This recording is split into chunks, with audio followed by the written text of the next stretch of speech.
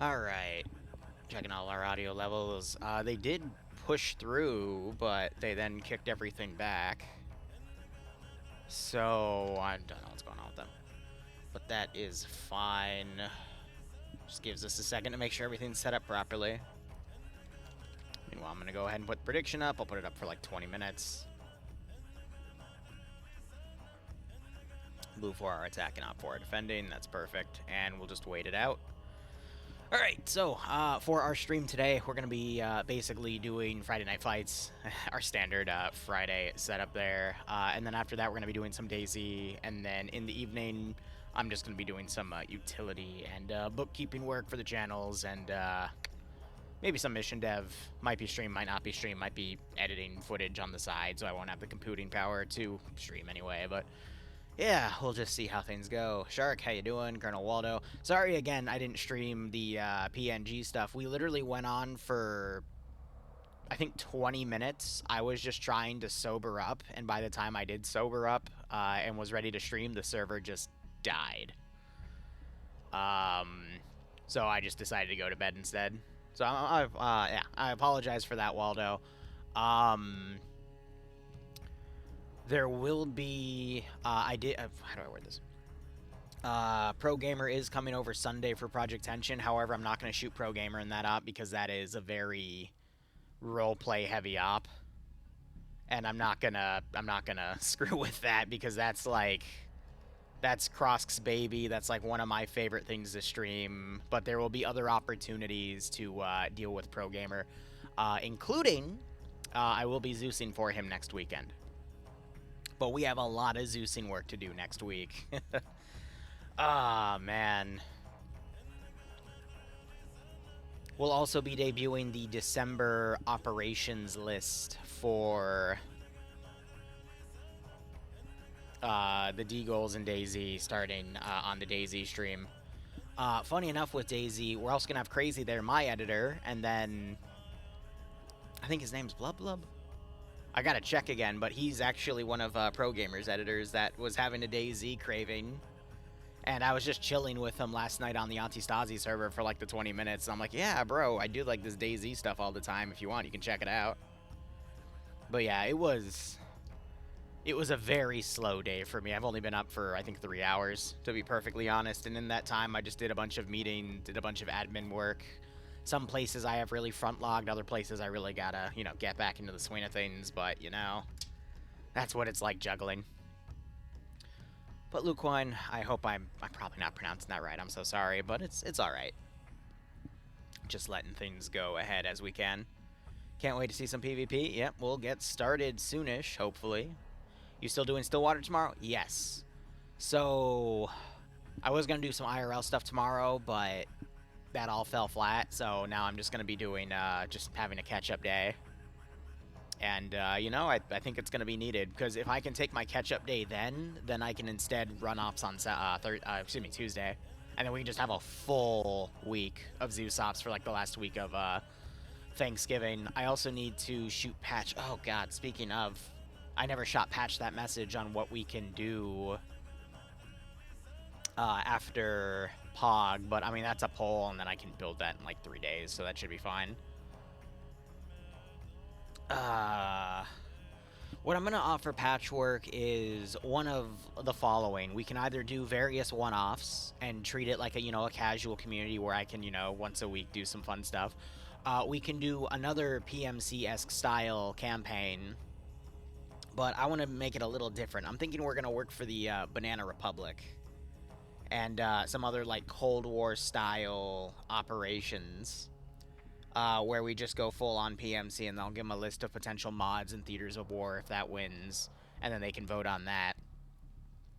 But, you know, that'll have us put in jokes like the Soviet Pepsi fleet, the actual Banana Republic, and then maybe some, you know, communism or anti-communism stuff, you know, just to see what happens. Or I could do... I forget which project designation it was, but we can do like a fully dedicated... God, damn it, hold on. Was it Project 7? No, that was our Stotska. Was it Project 11? Yes. Yes, it was Project 11. Yeah, no, I would totally love to remake Project 11 again. Project 11 was basically, like, think... Oh my god, what's the game mode's name? It's not Warlords, it's not Antistasi. It's kind of similar to Antistasi, but not in the whole looting method. There's another one where you just casually take over the entire group as like a military presence. But basically, it starts off with 3 factions. Your faction, an enemy faction that is doing exactly what you're doing, and then a middle faction that has all the territory. You basically start taking over that territory as well as this other faction does, and then eventually you hit that other faction. And as that's all going on, you're basically gaining resources to then spend on various upgrades.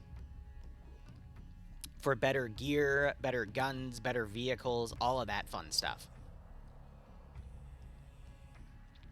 So those are going to be my 3 choices for POG. I don't care which one they do because I think it would be really fun either way. And that'll, you know, give them a big break from a pay-for-campaign. Which, I'm going to be honest, I love pay-for-campaign. I think it's a really cool idea. It's not Warlords, but that's, it's... I don't want to say Warlords because Warlords involves you as, like, an individual commander getting units and whatnot, but it's not necessarily that. But there's another game mode. It's not an official BI game mode. It's one of the fan-made ones. And I'm just blanking on it hardcore. But it's fine. I mean, Project 11, all the documentation's there, and that's what I'll basically write out to patch. I'll write that out to him between rounds 1 and 2 at that point, you know? Otherwise, let's go ahead and have a look. We have an objective sector over here, and then we have 2 destroy objectives over there. Blue Force starts in a massive spawn zone out here. And it's a little confusing because that's blue as well. But basically, we're on the southern side of Gulf Coast, and they're going to be fighting over this little peninsula area. We might see some custom development on this side, but yeah, we'll see how things go. Oh, but yeah, no, I'll be excited either way, because either we're going to basically do some of the ops that I owe in POG, or we're going to have a really fun Cold War-style campaign. I might make it a little like Stillwater in terms of, you know, the individual gear tracking and whatnot. And then I can just set a year. I'll have to do a little bit of research in the background, but I don't mind that. I mean, that gives me... when I'm not, you know, at home doing stuff, I can just be on my phone researching stuff, you know? Oh, God, no. Goat Daddy. My insides shiver and queef every time I think about your esteemed goatiness. Please, Goaty Daddy, give me your creamy goat milk. I love you. Nim, aren't you a lesbian? Like, that's what confuses me the most about this. Why? Fuck. I'm gonna thank you for the 57-month resub. I'm not gonna thank you for that message. If you really fantasize about goats that way, I highly recommend you go see a therapist. Okay? Alright?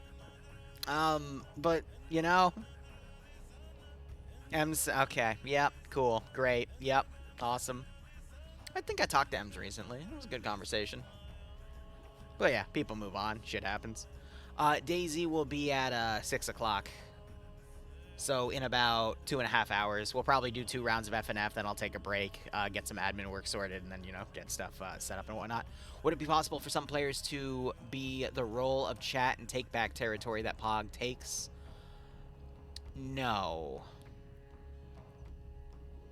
What I could do, though, is make a pay-for-pain element within that campaign, but it's going to require, like, a serious foothold to be made first. But there's always ways I could figure out, you know, chaotic elements to monetize. But I'm going to be honest, for the rest of the year, I'm kind of drawing down from pay-for-pain style stuff. I just want to focus on pure content creation, pure arma making, and then, you know, playing some other games. I want to get into Sea Power. I've been literally researching that game all week. I think I'm ready to finally play it. I haven't bought because I owe CWC. I want to play the new Stalker game. I want to play through a Halo playthrough, and then let you guys have a voice bot with Cortana that I have to actually interact with. Like, there's so many things I want to do, and I've just been bottlenecked on Arma so hard these past few months, and I can finally start moving away from that. So it's like, all right, cool, we'll get there. But anyway, let's focus on the round here. So, mission details here. The Task 4, Blue 4, I believe these are all assaults, while Op 4 actually has to defend, so it's 2 caches and a sector that are in play here. Briefing here, it's 1,000 meters of render distance, 150 points for the defenders. That's just actually 25 over the standard amount, so I get a little more fortify points. Fortify color is going to be green. It's your standard 65-minute round of 15 minutes of safe start and 50 minutes of actual action, even though some of it's maneuvering. Do not fortify the gaps in the castle. That's the only rule, so they can't outright block it.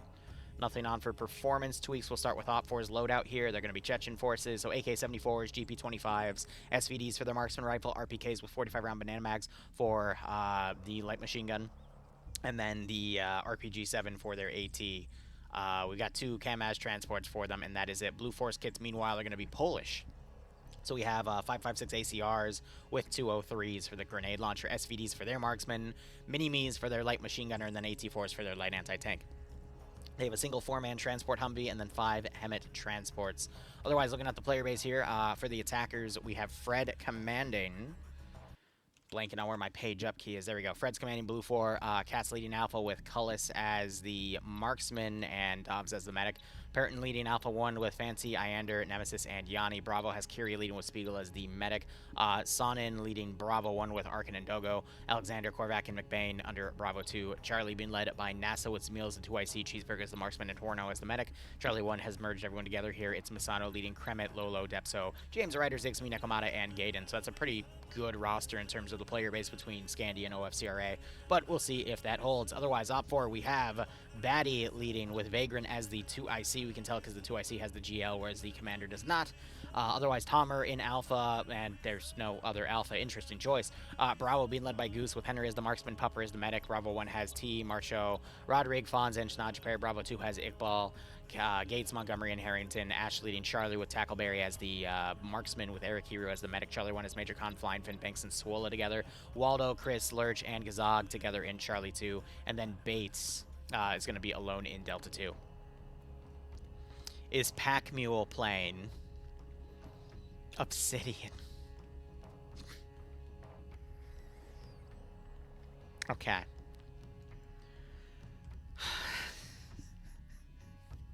Let me explain something real quick. So in Stillwater Security Solutions, that's the PMC we play in every Saturday night. I've been running an internal poker game for their internal currency, Stillwater coin, because I like playing poker. I like No Limit Texas Hold'em. That's just something I like to do on the side.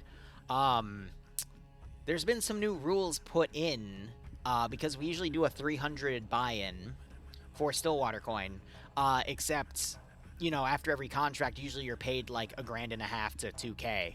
And some of these chuckleheads, every time they bust out, have been buying back in for 300, so I have to keep track of who's losing what and who's gaining what.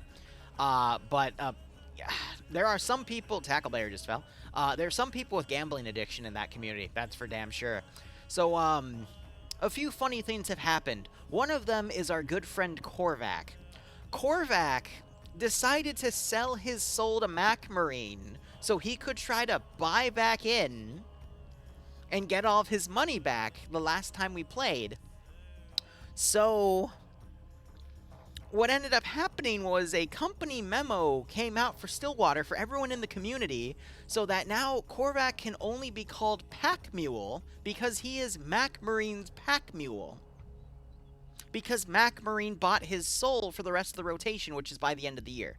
So, yeah.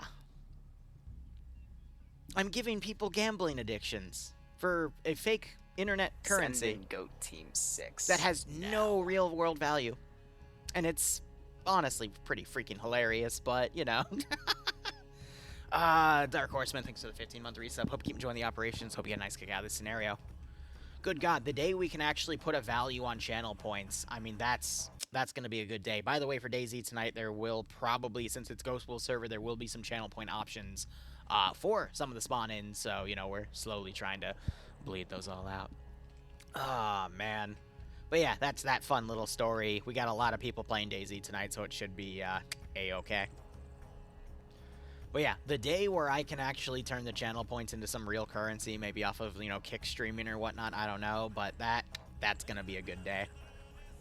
But for now, we're working on a bunch of other options here. Let's go ahead and look over the AOs here. So the sector is this little castle area that OpForce spawned in, and then the destroy objectives are to the south in this little village, town, industrial complex. Looks like the industrial complex is a bit better, but yeah, I mean, there's some decent Overwatch positions, but it's right next to two big hills, one close by, one far off, so not the best AO to assault, but if these hills weren't here, then these second story positions would be really, really good coverage for this AO, but it looks like Op4 is instead going to go all in on just holding the castle. I'm like, yes, I kind of agree with that call in the sense that there's a smaller number of players on today, so they got to pretty much pick one objective to hold and hold it as best they can, so yeah, we'll just have to see how they hold on this objective, but this should, in theory, be a quick round. Blue 4 have the transport to immediately drive in, clear the sector. You'll see some stragglers run down to the other area. Maybe Blue 4 sends a team down there to, scout it out.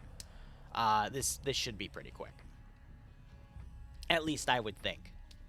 But yeah, DayZ we'll probably see some for Friday and then some for tomorrow, since I have a pretty free day. But again, I might pull a late nighter tonight just to work on a bunch of stuff. To show you guys, so all the 40k ops that we have planned for Revy's community, they're almost done. And I'm gonna have Velk work on a few other AOs for me for some other stuff, but that's all pretty good. I gotta start thinking about a few SCP ops to also do, but I mean, if you type !DGOAL, we also have some new ops lined up for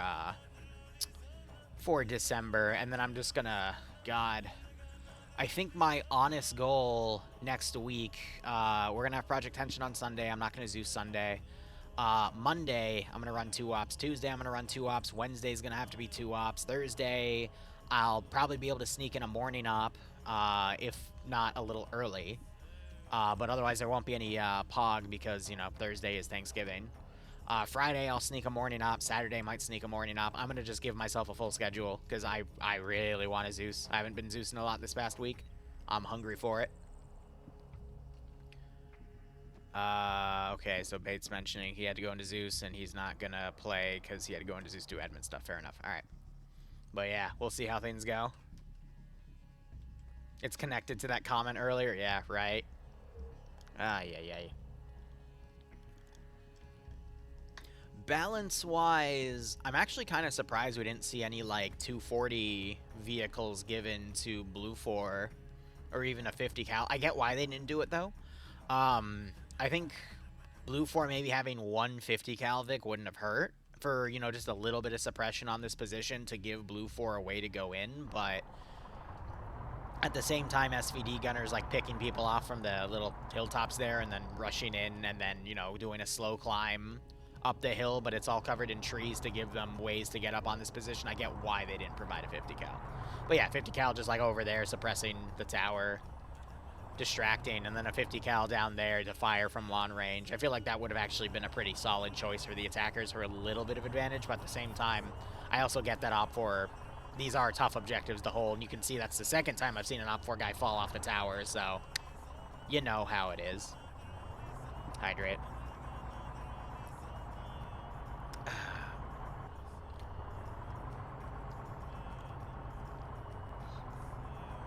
But yeah, we'll either play more Namolsk tomorrow.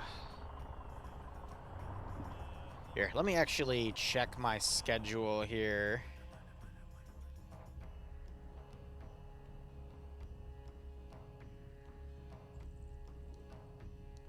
I keep getting random sponsorship emails from people, and it's like, I already can't play the games I want to play. You think I'm going to be able to go play these, random games that nobody's heard of? No. I'm sorry. That's not how it works. I also want to play Homeworld 3 for a little bit because the game died. That's a funny little debacle that happened. And it's really simple of why the game died. And I'm also watching a bunch of people burn their pre-slot powers to get into cross-slot because there's only, 18 slots. Rodrigue, I think, just blew up an HE mine, so that's unfortunate because I think they were trying to set that up as a trap, so that's one less blue 4 to potentially kill. That's another person that just fell off the tower. Amazing. Op 4's really learning, aren't they? Let me look up Ghost Wolf real quick.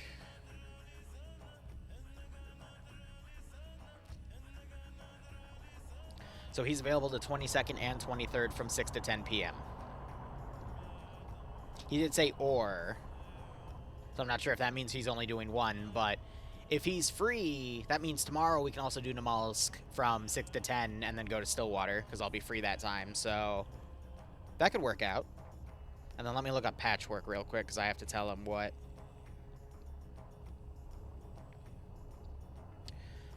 Okay, broski, here are the 3 options that we can do in POG for the time being. We can do various one-offs and just enjoy a variety of operations. We can do... Hold on. Yes. Alright, have fun with your haircut. Snip, snip. It's okay, I'll see it again in a few months.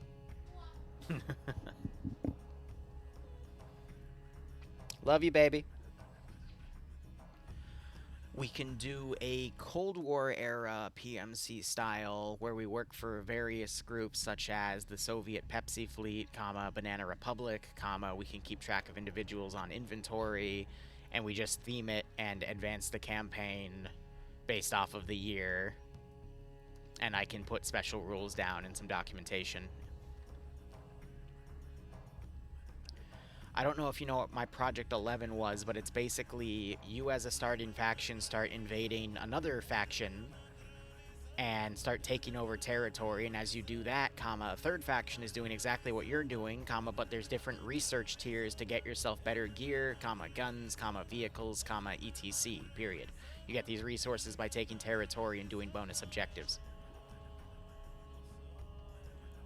These are the 3 options I have, feel free to put a poll out and pass me any follow-up questions from anybody, but we can rock this for at least a few months until we get bored, there will eventually be another pay-for campaign, but I would at least wait 7 or 8 months before we deal with that.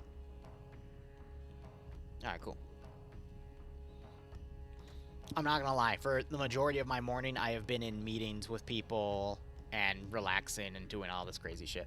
So what happened to Homeworld 3? Okay. Alright, I know the inside scoop of what happened.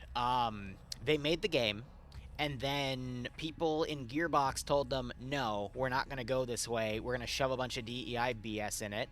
So they then had to redo the game, specifically its campaign, and added a bunch of BS to it, and that took away from a lot of other features they wanted to put in the game. And then they released it. It was at a subpar state. I would say it definitely played decent. It was definitely the weakest. I would put it played better than Homeworld 2, but not better than Homeworld or Homeworld Cataclysm. That's where I would put it in the gameplay stance of things. They made some weird changes. Having, like, the ability to not to choose when to hyperspace, which, granted, I mean, that's kind of like how Homeworld 1 played as well, but you still were able to hit the button and choose when to do it. You just had to hold out on the last objective. You could still capture everything and have a really fun thing. The gameplay itself was great, in my opinion. Wasn't the best, but it was great. I'd give it like a 7 or 8 out of 10, but the campaign was just DEI nonsense. It was not what Homeworld fans wanted, and it did nothing to bring new fans in. The Wargames mode was actually pretty cool. It just got very repetitive because there was only like 2 different branching playthroughs. So once you played it for a few hours, it was boring. The AI in Skirmish is also the worst out of all the games. And that's saying something because I'm going to be honest, the OG Homeworld and Cataclysm's AI they're I think, ironically, if I were to rate all of the AIs, I'd say Homeworld Cataclysm's multiplayer AI was probably the worst. Because they would just outright rush you sometimes for no fucking reason, and you would just go, okay, and then just dominate them. But yeah, like, you could tell the game got rushed out, and it was delayed too. But yeah, there was just some fighting between the publisher and the actual studio. And what's ended up happening was they had a year-long release package or roadmap. And what's come out is they're just going to release everything over the course of this month. I think today or yesterday they released the final thing. The Zeus just died. And the round just started. But yeah, they're basically just going to stop support for the game. And this also means we're probably not going to see another Homeworld game for a very long time, probably until the publishing rights get sold from Gearbox. I'm going to be honest, Gearbox, I mean, they've been very hit or miss with their stuff as of late because they have gone heavily down the DEI train. You could see it in Borderlands 3. Which, granted, Borderlands has always had really good DEI, and it's been blended in very, very well since, I would say, Borderlands 2, even some elements from Borderlands 1. But, you know, it's not ham-fisted down your throat. You could kind of tell in some instances where they leaned on it a bit too much, and how they desecrated some of the male characters to pipe up some of the female characters. And then, yeah, we won't even talk about the ending of the frickin' Borderlands 3 playthrough, but, or story. But yeah, Homeworld 3, it got ham-fisted. And it directly came at a cost to the game's development because they had to completely redo the campaign storyboard. Now, best I can do is say, trust me, bro. I've been able to talk to a few people. I was one of the people that put 1,000 down in their Fig campaign. I'm one of the few chuckle fucks that did that because based off of what they were releasing, it was actually good. It was actually going to be something. Some of the internal stuff I was able to see because I put that much money down. The actual campaign we were going to get, and I don't care, like, at this point, I'm violating an NDA by telling you guys this, but I don't give a fuck. They're not going to be able to do anything to me, because they're dead. But the actual campaign we would have gotten would have been so much fucking cooler. Because it would have played a lot more with the hyperspace gates. Because that was the original teaser back in the fucking E3 or whatever release. There would have been some other Galaxy stuff. And there may have been a certain enemy that might have reared its ugly head at a certain point, and I was so fucking excited. But no, we got none of that. Thank you, Randy Pitchford. I'm gonna be honest, it would have been like one of the greatest things ever. Like that, it would have been a very good balance of what Homeworld 2 and Homeworld 1 was, because the gameplay itself was pretty good. And what they've released in hotfixes since, because they've had the time to actually work on it instead of remaking their entire fucking campaign, was really fucking good. But yeah, we'll never see that. And it pisses me off. Anyway, alright, Op 4 sent 2 people down to the south to kind of hold Overwatch positions, to hold those destroy objectives. Blue 4 is going for a pincer maneuver on that little top position. A lot of people taking this overwatching ridge, then utilizing the forests to come back down, cross through this little opening gap, and then can come up and hit that spot. And then we got Blue 4 over on the far western side, potentially going to walk in south on those destroy objectives, or again, this is just going to be a classic pincer. And there's little notes, back to the Homeworld conversation, there's little notes you can find in some of the tech manuals and stuff that they've publicly released, where it's little jabs and gripes that the Blackbird Interactive writers would put in, like saying how they were forced to put a face on things and whatnot instead of keeping things super abstract. Putting faces on people and trying to humanize them, quote-unquote, that was all Gearbox. Blackbird knows how to make their fucking game. They know how to cater to their audience, and Gearbox came in and went, nope, you're doing it this way. So that's why all those foreign decisions happened. So they kind of just fucked Blackbird with it. What the only hope we have at this point is for them to allow modding and custom campaigns to be made. Because I would, in a heartbeat, call up a few buddies of mine I've made over the past 8 years who are also big Homeworld fans, and I could literally make what was going to be the OG Homeworld campaign, or for Homeworld 3, the Homeworld 3 campaign that they wanted to make, without one critical element, because I have no idea how we would do infect systems, but, yeah, we can work around it. But, I mean... Dawn of War also needed that and never got it, so, yeah, we're probably just gonna chuck this one in the fuck it bucket and then, you know, whatever else might come out in terms of space era 3D RTSs, I'll just go on that instead. And they've said they're bringing in mod support for it, but we'll see. We'll see. Because at the same time, that also means Gearbox would get a W for my hard work at that point, and your hard work, but at the same time, what the fuck? Major Con sprays at Pupper. Pupper's running up from the south. Don't know what the hell happened here, but that was a bit of friendly fire. Interesting. Rome for the win, Ryan. Thanks for the resub, buddy. Hope you keep enjoying the operations. Hope you keep subbing, my man. And I hope you get a nice kick out of this scenario. Okay, Pupper's gonna die. And he gets headshotted. Who got the kill? Was it Kazag? No, it was Flying Finn. Great shot. Unfortunately, that was your teammate.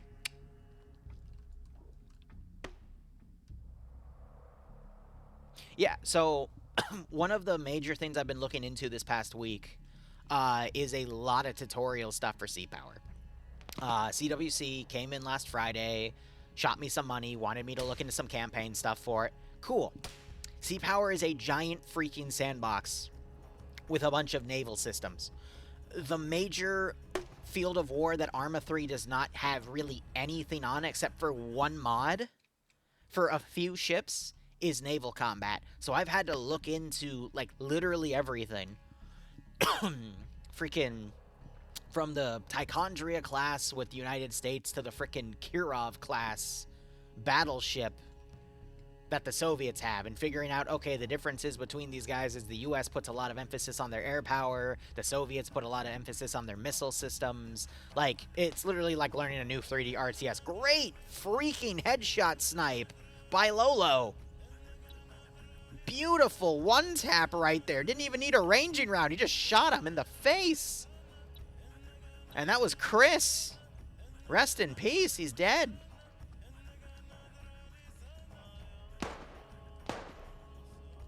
And yeah, no, C-Power is definitely one where you have to kind of, like... I needed a manual just to look at the damn interface properly, because I'm like, okay, this is giving me a lot of information. It's actually being really effective in how it gives me the information. I just have no idea how to look at that information.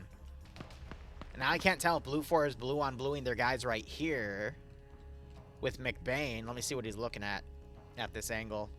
Yeah, I think he's accidentally shooting at some of his own guys. So a little bit of confusion on both sides.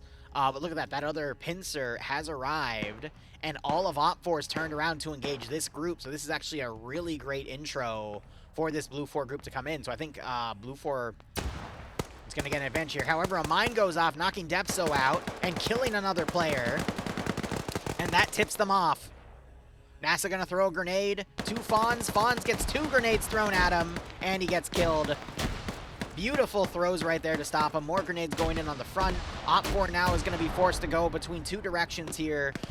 Very good use of explosives by Op4. That's stopping some of the Blue 4 advance. However, there is another opening that some Blue 4 are going in with. You got other Op4 trying to come around here to basically plug the gap on the other side.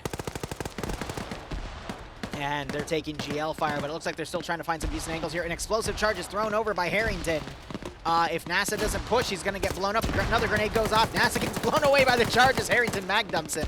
So this attack has mainly failed, but now it's pulling attention away and giving an angle for Blue 4 to move in. They know they need to move in now. That's why we're seeing some smoke charges here. So the question is going to be, can Op4 hold this properly? They've done a really great job utilizing grenades and explosives as a shock weapon to stop the initial Blue 4 assault, but now can they do it again on the other side and maintain this hold? We do have some Op4 on the southern side that can potentially route in to hit these guys on the rear, but I don't think it's going to come at all, if not too little too late.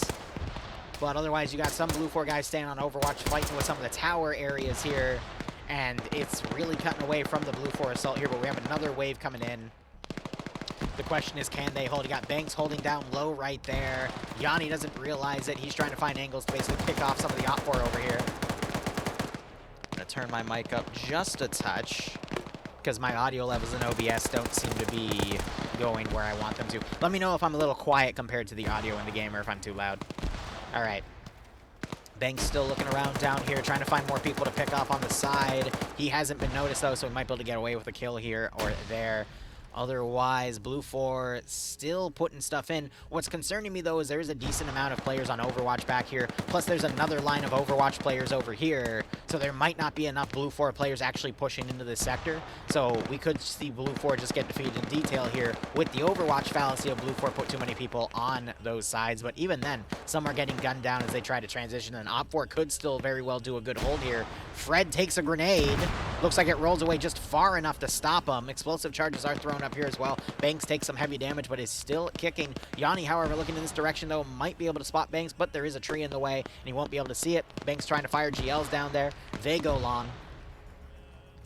Looking at the map here, Blue 4 do have the number advantage, but I think that's going to change. Op 4 rushing up with that stolen Humvee from Blue 4. They're going to try to get on the rear of some of these Blue 4 elements and pull their attention away. I think Op 4 has a pretty decent chance to hold here. However, we are seeing some minor Op 4 counterattacking on this side, and it is not going well. Yes, Blue 4's numbers are down to only a handful, and they're just trying to clean things up at this point, but Op 4's just not doing this properly here. Blue 4's too spread out for grenades and satchels to be blindly thrown to be effective. And then you still got Overwatch firing at some of the Op 4 elements and towers. Though, in a way, that's pulled all the Op 4 guys off of most of the towers and high positions and down on the low ground to then, you know, push the direct attacks away. In reality, it's going to be up to players like Zmiel to get up and satchel these towers here. But he's going to run back because he takes immediate grenadier fire. I'm not sure. Ooh, some great grenades being thrown from the base of the tower. And then Vagrant's going to be camping this little interior way. Look at what Waldo's doing. Really great murder hole here to keyhole that left side. Blue 4's objective is to capture the sector and then destroy 2 ammo caches to the south. Bates is playing admin over there, so... Looks like these 2 Op 4 are now going to come from the rear of this side. This gives them more of an opening to engage any Blue 4 along the rear and to clean up whatever's here. That's not a bad call. This 4-man Blue 4 team now starting to push in. A lot of the Blue 4 on the other side have been taken out. A lot of Op 4 are taking good defensive posturing. Cheeseburger gets knocked out because we still have people on these tall towers. That's why I'm saying, like, earlier, a 50 cal might not have been a bad call to give the Blue 4 to suppress these areas. Because if Op 4 can maintain... these large positions of Overwatch, Blue 4 can't really do much except try to satchel them. I can't tell if he was shooting at gates or if he was shooting down at... That's a weird call. Yanni doing his best here. However, Blue 4 going to walk right on top of Banks. Dobbs finds him, takes him out. And we got a few more Blue 4 trickling in, but numbers-wise, it's back in Blue 4's favor, but I think Op 4 is still in pretty good optimal positions to hold. We just saw a grenade go off here, killing this one guy. Harrington's still knocked unconscious, probably just doesn't have enough blood to wake back up. Henry trying to find an angle to pick somebody else off. Cheeseburger woke back up and he ran off. Flying Finn trying to fire across the way here. Don't know what he was specifically engaging. Yeah, years ago we saw mortars in FNF all the time, and then Falcon got a mortar and literally wiped an entire side within like a minute of the round starting. It was hilarious. Alright, smoke going all the way up. Blue 4 now going to try to carefully come into these AOs, but Op 4, I mean, they're in so many different angles here. Finn knocks out Cheeseburger that I feel like Blue 4, even though they have the numbers advantage, the attrition they're going to take to try to clear these positions is really going to cost them. The best Blue 4 can hope for is to have a number advantage in the sector itself, and then just take it through attrition, and then rush over and get the other positions. Depso taking fire from up high. He gets killed by Major Khan, and this is that attrition I'm talking about. There is a burning body over here. Someone threw a thermite grenade to turn that into a choke point. Major Khan now trying to get Smeal there. But, I mean, just looking at this from above, I mean, you only have one guy remaining on that side. Op 4, though, they've only got, what, 7 dudes remaining in the compound. And then they've got an 8th on the outside that's going to start picking people off. Tomer takes a few hits as he's engaging somebody. He's trying to get Kiri. He gets the headshot on Kiri, but it's only a knockout, but that was a second tap as well. Might have bugged out to his shoulder. But yeah, Kiri was just trying to get him with a red dot. You could tell both were panicking, though, because there were quite a few shots going out instead of precise ones. Honestly, if a satchel were to go off right here, that's exactly what Blue 4 needs. Vagrant running up. He needs a double tap Kiri. Misses the shots. There we go. McBain now running up. Only as a rifleman. Vagrant might catch him. He does not, as Vagrant takes a few hits. Smoke grenade goes over as Vagrant pushes right into two dudes and gets annihilated. A little bit off, a little more than he can chew, but Waldo now coming around. Korvac looking in his direction, but Waldo also taking marksman fire from Lolo. And he opts to pull away. That is a good call there. Too many people. Doesn't have any grenades to throw. Probably burned them already. Lolo taking some marksman fire from Gates here, and he's forced to pull away. Spiegel going low. Ash gets knocked out. Spiegel does the double tap. AT was just fired by Gates into Lolo's previous position, but it was just short. The trees are obstructing his line. Op4 down to 3 defenders. No, 4 defenders now. Could still hold as Blue 4 only have 1, 2, 3, 4, 5, 6 attackers, and we still have these objectives to the south. Again, we disregard that one player over there. That's just the admin doing admin things. 6 versus 4, but the 4 have the defensive advantage here. I can't give him a 50. I'm only spectating. Major Khan, I want to see if he spots Smeal. He pulls away. He's looking at a different angle now. That's the issue. You have way too many angles to cover up here.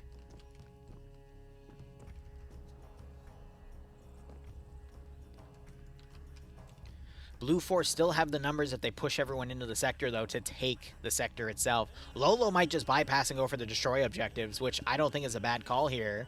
However, he has a marksman rifle, so I doubt he'll be able to destroy those. Because he doesn't have a lot of ammo. He'd have to find someone else's body, grab their gun, and then use that to mag dump the caches. Any assault rifle will do, but I don't think he can do it with a 10-round marksman rifle. Major Khan squaring off with Yanni here. Rome, my man, thanks for the 5 gift subs. If you got a sub from Rome, make sure you thank him. Otherwise, hope you all keep enjoying the operation, so we get a nice kick out of this scenario. Gates taking fire as Lolo was instead repositioning. Tomer might try to hunt Lolo down, but that's going to take 1 number out of this area here. Meaning Blue 4 are just 2 people away from putting a number advantage on the sector. We see that it got turned blue, which means there was a moment where they had the number advantage in here. Send in Goat Team 6. If Yanni and Cullis push in, it'll start taking... Actually, no, only one of them need to push in, because we have Zamil, Korvac, and Spiegel. Send in Goat Team 6 now. And then Henry's playing dead right here.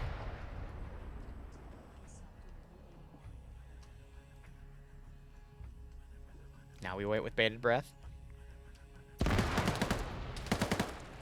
Hydrate.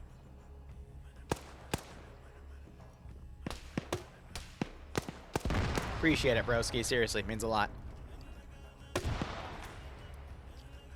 I think he just killed himself because you heard the GL go off and he immediately died. So I think he somehow ricocheted it back and direct impacted himself.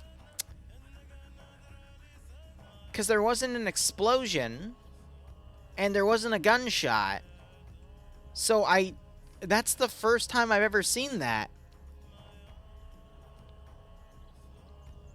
Okay, well, Blue 4 has the number advantage now. 3-2, and the sector is being taken. So I think another weird part is going to be how do we see Blue 4 transition to going over for going to hit those caches? Because we do have like no vehicles here, because I think Op4 ripped all the wheels off, so it's just going to be a rush over. Unless they get the 3 remaining Op4 guys taken out, but what's the likelihood of that? Sector stopped ticking because Korvac left the zone.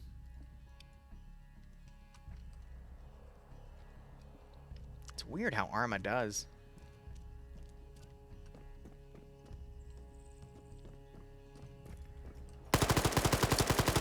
Korvac takes a few hits from Gates. Pops a defensive grenade behind him. Was that a grenade or a satchel? Oh. Huh. Yeah, Korvac's panicking. He doesn't realize that there's a force up there. Gonna throw a smoke instead. They can just win by attrition. I don't think they realize that they're just taking this by proxy now. Tomer re-entering, though. is going to change things. I think Cheeseburger just got killed by Tomer. Yep, Tomer getting the double tap on Cheeseburger there. 3-3. Because Lolo also got picked off to the south. Yanni doing a friendly wiggle. They're looking up at the ridge there. Sector still ticking. Korvac does a blind shot. Yanni trying to friendly wiggle. Korvac doing the response wiggle. If they just waited out 20 seconds and then rush out to the southern sectors, I think that's going to be better than just trying to find the Op4 guys on foot here. And Korvac, he is an explosive specialist, so he might have some spare charges left. He's going to go into the tower. That could give him Overwatch control of the Op4 right here and let him get some pickoffs. Gates, meanwhile, I think just killed Spiegel. Yep, so now it's 2v3. Sector's still going to be ticking for now, though, unless Tomer re-enters the zone. However, Korvac might be able to get on a good position and take out Major Khan.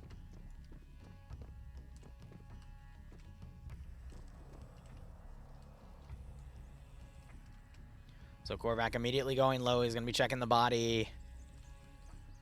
Not what he wants to do here. He wants to get on an angle and start picking people off, because now I think that's not going to continue to tick off. However, if he kills Major Khan, that's all he needs to do. He's checking bodies. There is an SVD right there. I'm going to be honest, at this range, though, I think the assault rifle is going to be better for him. Now it's just a game of chicken. Yanni staying low down there. Can Korvac get the kill? Immediately spots Major Khan. Wait for him to stop moving and then mag dump him. Oh, that was sloppy, Korvac, and you know that. He could have rested his weapon and then immediately just gone full auto on Major Khan.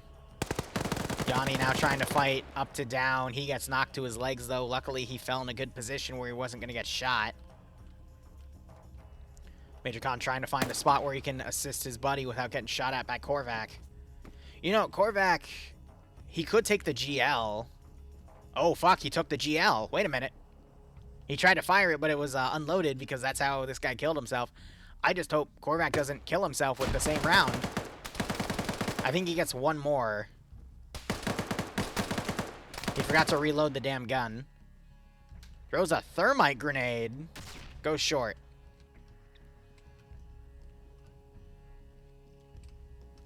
And he's going to crawl down. Because that position's been pretty much burned, and I'm not sure he's going to have another way to engage that spot from here.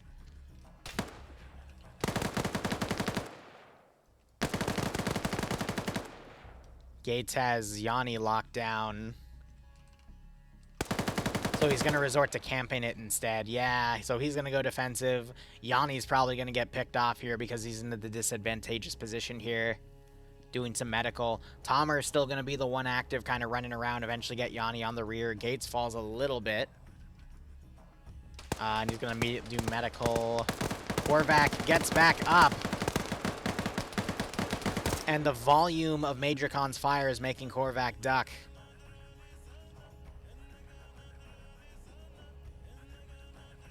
He did not just... This is why you don't sprint downstairs, Korvac. This is why we do not sprint downstairs. Thankfully, he wakes back up, but let that be a lesson, chat. Yanni now trying to get Major Khan with a headshot. He's unable to. Gates lost his position when he accidentally crawled down there.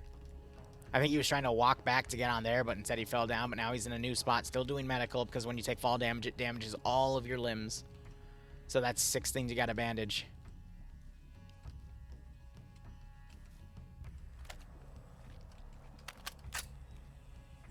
(2v3) at this point. Blue 4 have to go for kills because they don't have a lot of time for other stuff. Major Khan now blindly suppressing Yanni's position.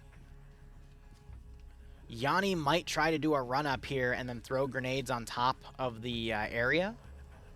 Korvac, meanwhile, probably still bandaging. Gates falls again. Yanni's going to Oh! Gates gets shot through the tent.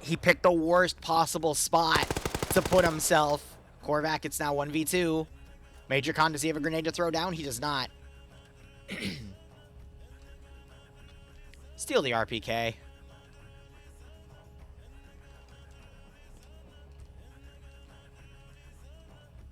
Steal the RPK, dude. Oh. You need that suppression advantage for the amount of people here. Unironically, we find another dead blue 4 guys who's going to get more ammo. He's also going to be looking for grenades to just chuck up there. We have a dead marksman in the corner. Tomer's running around. Here's the thing. With Op 4 running around him, Korvac can then hear the footsteps. That's how he knew Bates was coming around.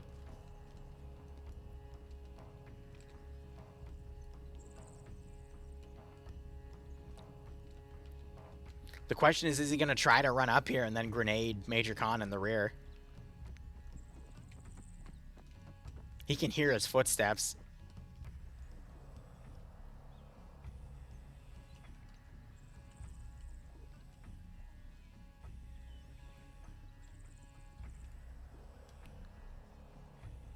That's an engineer that might have explosives. Because he could just come up here, convert it to an explosive, and then get him.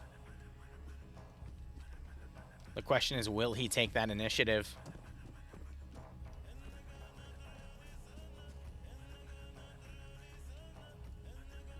Oh, bro, come on. Come on, that's a gimme. That is literally a gimme unless Tomer takes your... Tomer, take the shot!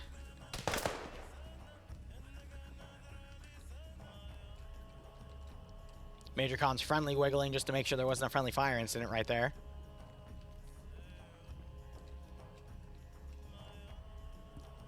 Oh my god, Korvac.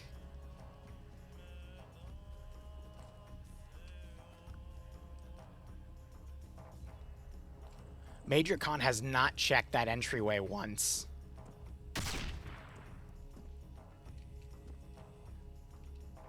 No way.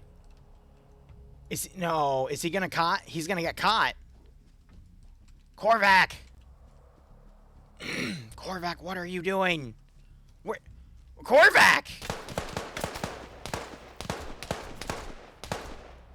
You knew he was up there! Why did you... Okay.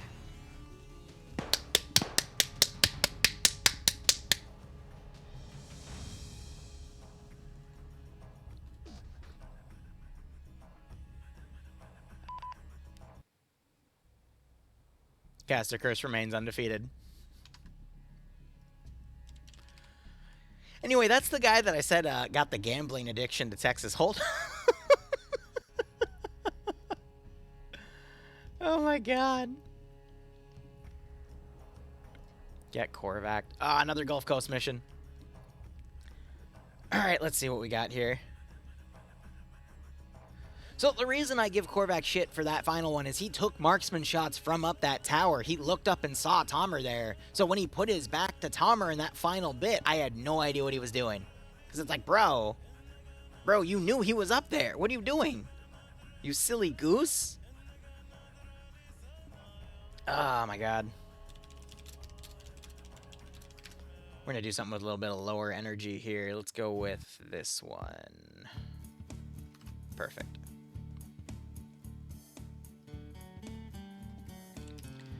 Alright, let's go ahead and change up our commands here. Still on Gulf Coast, so mission for this one. Let's pop that over.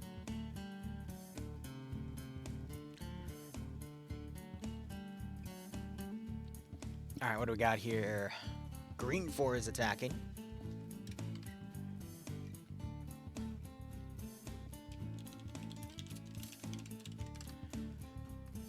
Green 4 is attacking what? For cash and Op 4 terminal. Green 4 has an 8% numbers advantage. 2 LAV 25. This is going to be a longer match. KVPT, VOD, Nick, and Transport, while Op 4 has IFV Warriors and a static 50 cal.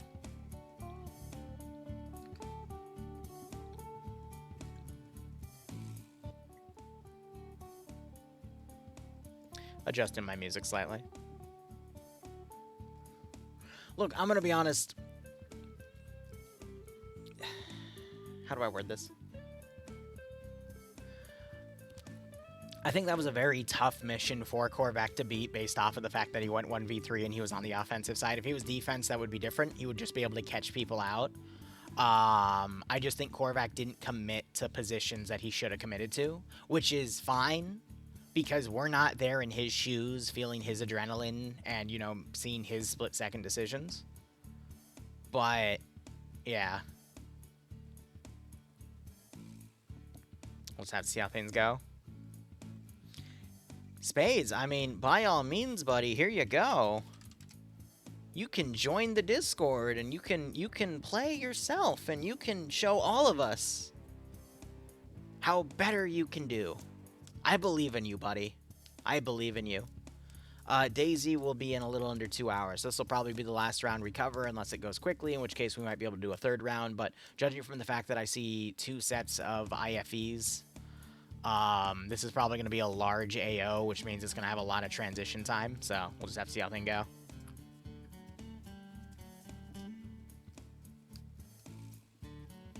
Wish I had Fridays off. Bro, I feel that. My mornings are fine, my afternoons are meh, but my evenings, man, my evenings are so long.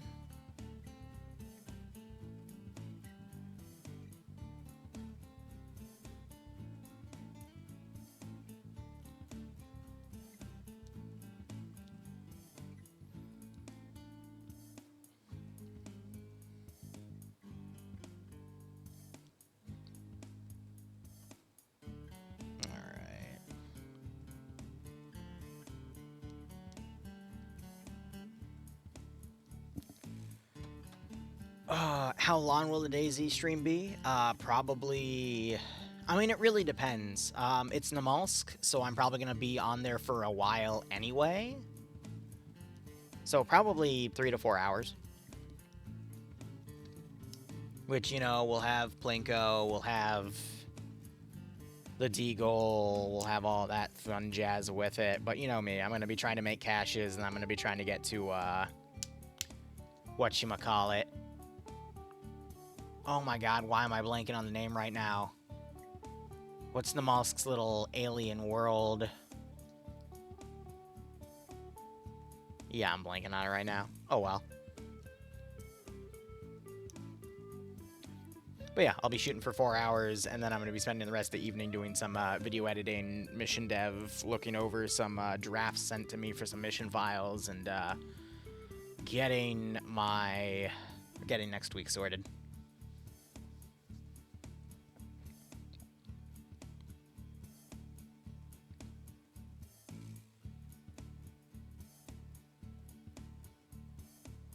No good, Waldo, for DayZ? You know, Waldo, you are free to try, buddy, because there's going to be a lot of people on the server tonight, and by all means... Lantia, that's it, thank you. By all means, because again, I'm going to have my editor on the server. I'm going to have Pro Gamers, well, one of his editors on the server as well, and then we're going to have all of our usual suspects like Shark,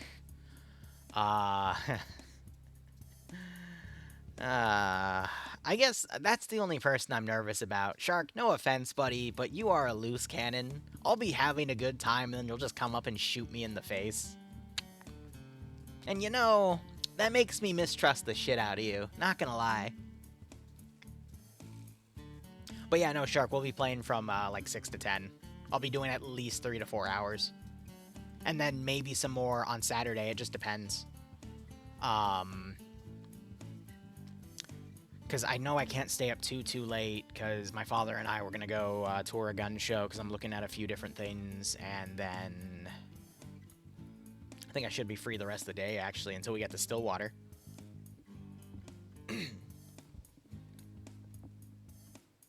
Or I'll let you live, it's fun. Unironically, I really want Ghost Wolf to bring back the dinosaur mod, and I really want giant T-Rexes. You know, actually, I'm gonna text him that.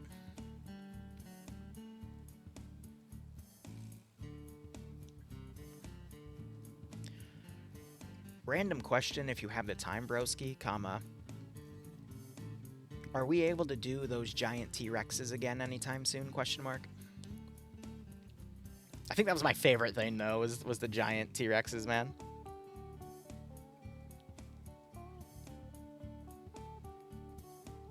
Here, let me send Patch a clarifying question.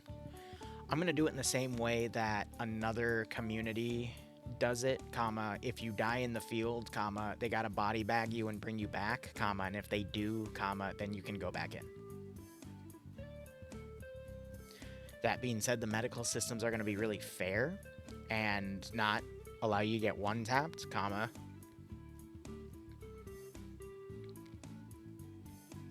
But like I said, it'll be an interesting project, comma, mainly an infantry focus, but we will have some air rolls.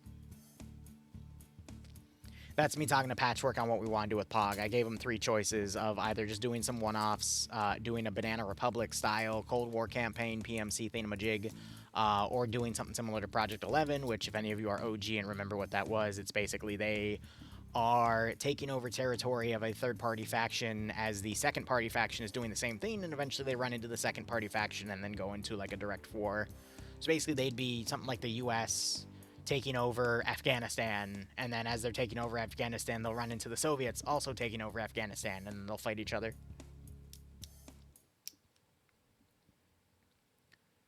Yeah, oh my god, when we get like 4 T-Rexes around us in that small set of buildings just before the southern, the north to south crossing on the on the Mollusk. Just outside of Vorkuta too. God, we never had an instance where we had one of those giant T-Rexes in Vorkuta, and that would have made Vorkuta Bear look like a freaking joke. Then again, Vorkuta Bear's already buffed as hell, so crazy how that happens.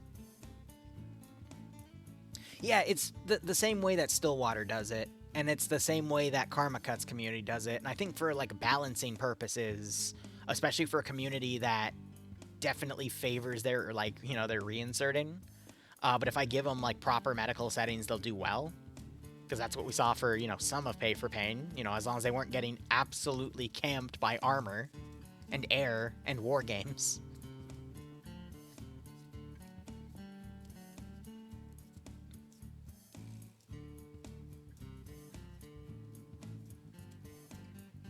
But yeah, we'll see how things go.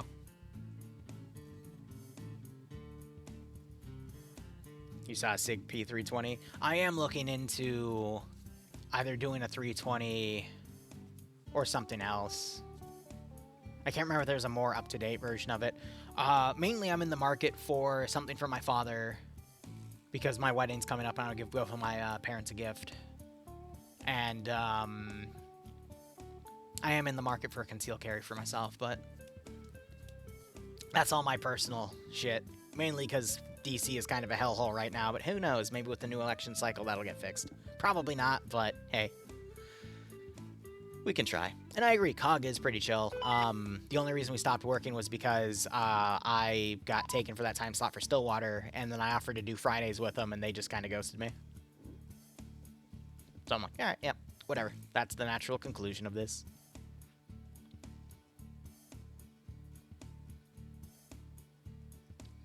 Favorite gun? For no. Favorite gun that I've shot and I really want to own would be a P90. I will one day get a PS90, but probably when I retire.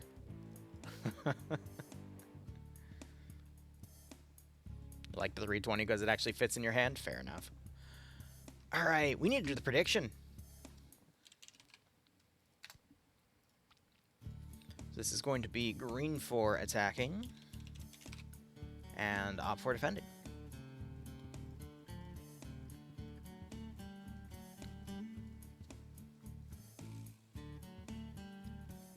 I mean, P90, for me, it started off as, one, I'm a massive Stargate fan, and I thought they looked really cool in the last season of Fringe. Then I actually shot one, and I liked the recoil control. But I mean, that was an actual P90, not a PS90. PS90, you can only single fire unless you do things that are not legal, and that is yeah, not the PS. Oh wait, no, you're talking about the M9. Yeah. Just good luck finding one, But they're expensive to shoot. Yeah, I've honestly found the best thing you can do for like getting 5.7 ammo is just bulk buy it around Black Friday, because usually that's when the best sales come for ammo for some reason, and then go from there. But I mean, that hasn't really been the same for the past few years because we've had a few ammo shortages over, things like COVID. That caused a lot of panic buying, and then a lot of excess stuff went to Ukraine and all that stuff. But now it's starting to stabilize.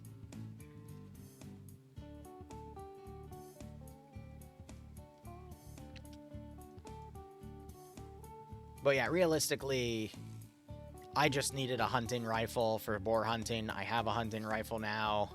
She has a really funny story because she's a 300 blackout, but she came with a 5.56 upper. So that was a funny time, but she shoots okay. Still needs a little bit of treatment, but it's all good. I just need something for, taking care of an invasive species. And I like cooking up the meat. But I'm not going to be some crazy gun nut that, has like 20 different guns that I'm never going to use.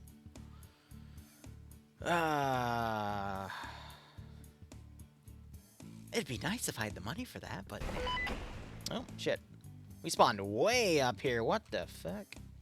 Is it because Green Force spawning in, like, super high? Or did they just put... I think the mission Jeff just put my spawn up there to be cheeky. Lovely. Alright, well, let's get to the round. Okay. Mission details here. The task for Op 4 is to defend the ammo cache and a terminal site. Green 4 is going to be attacking those positions. Mission details, we have 1,200 meters of render distance, mainly for the autocannons. 100 fortify points for the defenders. Fortify color for the fortifications is going to be green, and it's your standard 65-minute round, 15 minutes of safe start, and 50 minutes of action. Otherwise, notes for this mission: building containing destroy objective cannot be destroyed. They set it to invincible so they can't collapse it. That's fair. Background: as civil war rages through the Gulf Coast Islands, one group is on the move to deny critical supplies to another, and intel to another. Fair enough. Area of operations: terminal area is an old World War II bunker system. Tanoa, so where the assets are from. Destroy area is a military grade outpost. Mission rules do not block access to either objective. Fair enough. Performance tweaks, none. It's your standard performance levels here. We're going to start with Green 4 because we're over here. Vietnamese 2010 Army kits. So we literally have AK-74s, SVDs, RPKs, AKMs with GL... or GP25s for the GLs, RPG7s for the light anti-tank, and then PPSHs for the crewmen. That's cute. We have a Gazgot Vodnik with a KBVT turret, so that's 14.5 and 7.62 by 54. Same turret system you would see on a BTR. Non-A version with the autocannon. Gaz Vodniks for transport. They're also amphibious if they want to drive over water. And then 2 LAVs, which are also amphibious, that have 70 rounds of autocannon and then 1,200 of the M240C. Which is 7.62 by 51. Otherwise, Op 4 kits are going to be a little more modernized. They're Russian Spetsnaz. Oh, this is going to be just clubbing a baby seal at this point. Jesus. All right. Russian Spetsnaz kits with AK-74s and GP25s for them. SVDs, RPKs, RPG-7s, PKPs for the Delta Medium Machine Gunners, and RPG-32 with a PP-2000. Looking at our groups here, Depso is going to be leading the Vietnamese group under Green 4, NASA leading Alpha with Zixmi as the marksman, Spiegel as the medic, Alpha 1 has Cheeseburger, Fancy, Kremet, Lolo, Misano, and Pi. Alpha 2 has Flying Fin, Lurch, and Patriot. Zamil leading Bravo with Gaydon as the marksman, Horno as the medic, Arkandago, Foster, Waldo, and James Ryder under Bravo 1. And then we skip all the way to Echo, which is the medium anti-tank group. I'm curious, I don't think I saw the mat weapon. Oh, it's literally just going to be another RPG-7. Isn't that cute? All right, Batty's going to be the team lead. Henry's going to be the gunner. Tomer and Pupper being the assistant. So that group has 6 AT rockets, RPG-7s for the entire group. Golf 1 is going to be Fonz and Najapare for one of the vehicles. The other vehicle crew is going to be Goose and T, probably for the LAVs.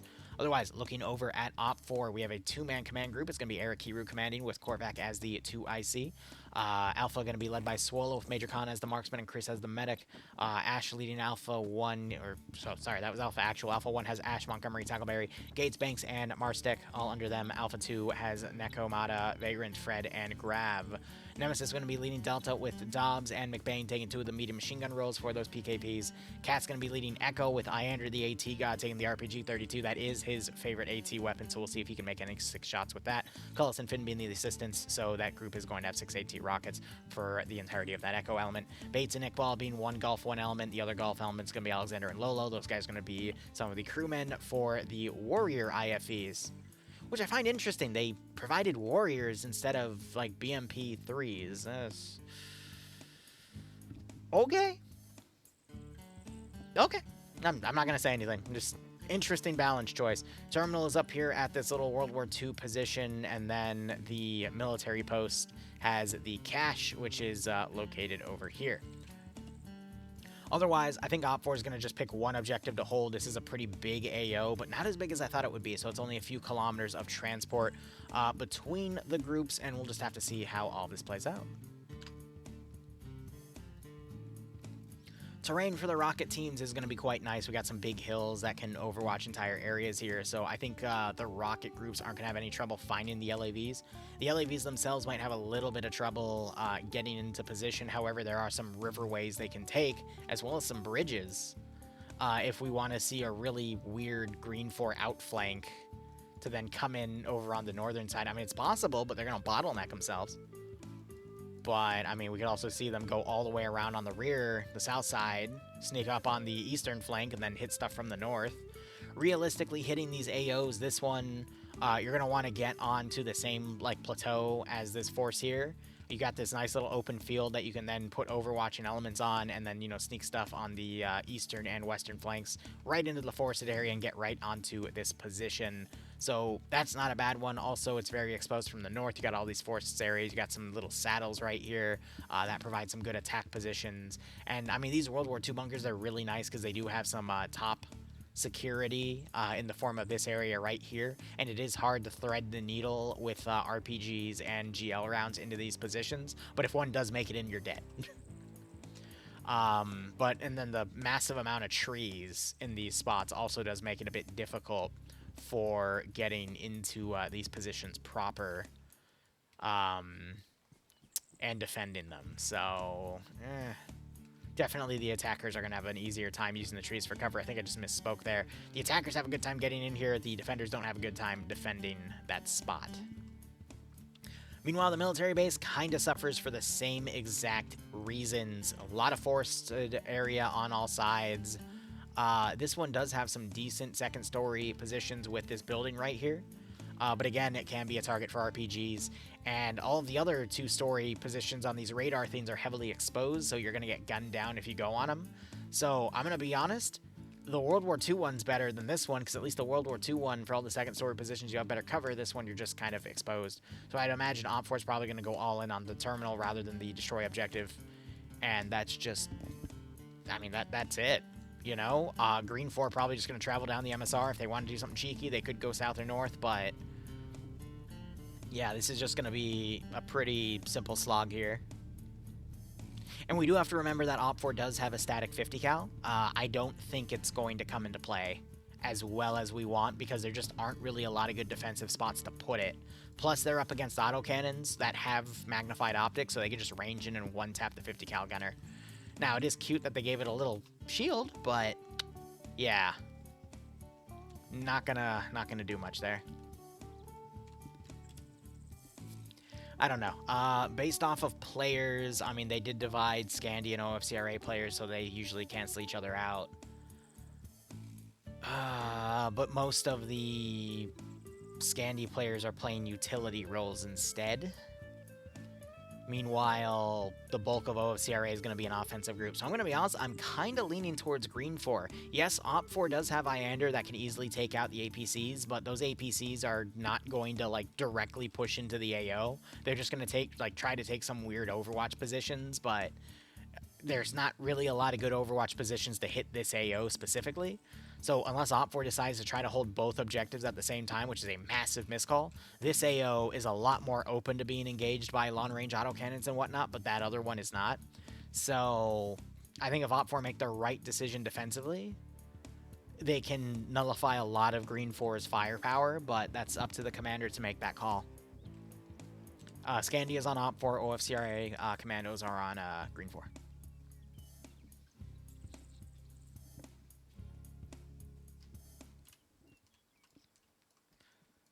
But again, if this ends up in CQC, I think the attackers do have a pretty great advantage because this time the defenders don't have these really tall towers to hold. And even if they did, that would just be autocannon. They would just get hit by the autocannons immediately. Which is why I said in the previous match, I think the attackers could have used a 50 cal to at least suppress and stop any of the defenders from going up on those high positions, because we saw in the previous round, that's what led to them winning. Even though the attackers did a really great pincer on it, they just ultimately lost to attrition because the enemy was able to maintain those high positions of defense. Here, the defenders just don't really have good defensive positions, and that's where it's going to bite them. I think the autocannon war is going to be pretty decent. Could have a really good opportunity for the attackers to get ambushed by autocannon fire here, but I don't know. I think Green 4, their best bet is to literally just come up the north, dismount, utilize this hill right here to overwatch that objective, push the infantry and take that spot, transition to one autocannon being up here, bump the infantry up on the rear by going around like this, and then just walk right up to the World War II position from this little spot, and then just have the autocannons cover you. Have your MAT team go off to the right flank to hunt the enemy autocannon positions down, and you're good. Like, it's a pretty easy attack strategy, whereas the defenders just need to go all in here, have their AT team try to hunt the enemy vehicles. I'm going to be honest, I think they should put their autocannon vehicles in some sort of random Overwatch spot, like on this ridge back here, because this would give them a lot of coverage. But they need to just play those defensively. They could try rushing one and then getting it behind Green 4's lines, but I feel like this is going to be a very mobile fight. So I don't really see an advantage to playing both super defensive. Definitely do not leave them on these sectors because they just don't have any good Overwatch positions from here. Yeah, you can put one on the side of the ridge here, but that gives them very limited coverage. I see what they're doing with this one, though. They're going to basically keep this one here to basically watch the main road. I don't think that's a bad call, per se. But you got to remember the render range is going to be 1,200 meters. So these guys are literally 3 clicks away. So if I were to divide this distance in half, that means around like right here would be the line. And I don't think Green 4 is dumb enough to actually just go down the MSR when there's enemy autocannons that are literally going to be able to overwatch it. But we'll see. I've seen crazier things in FNF. Round 2, yes.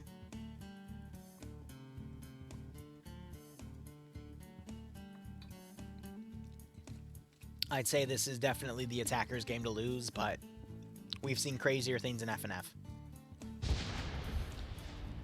And like the first round, the defenders managed to trip one of their own HE mines, but I'd say HE mines are a really great choice.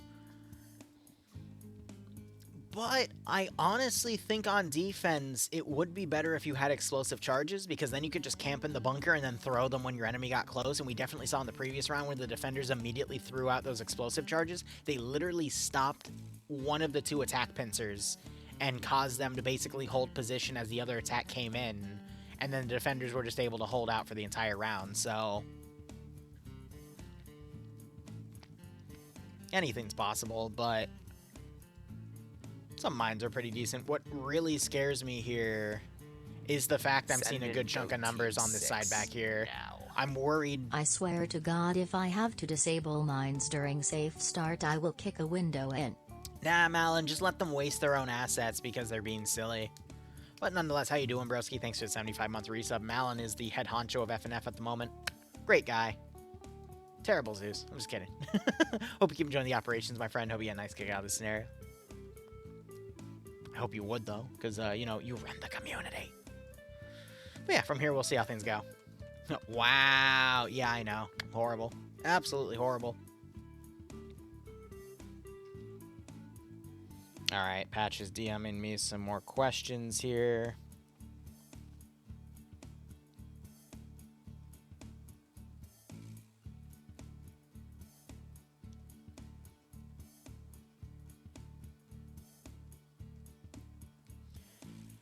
Cool.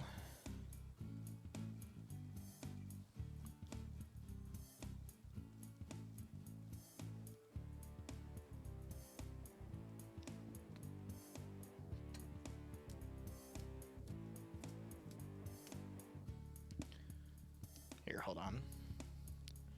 What time does that place close, comma, I could potentially squeeze it in tonight if you are really having a craving. Bloodwing is a monster, and if I don't feed that monster Korean barbecue at least once a week, I suffer consequences. And she also got mad because my father wanted to go to Korean barbecue while we were hanging out and talking over some of the wedding stuff for logistics on our side, but yeah, we went to one of her favorite KBBQ places and she got angry.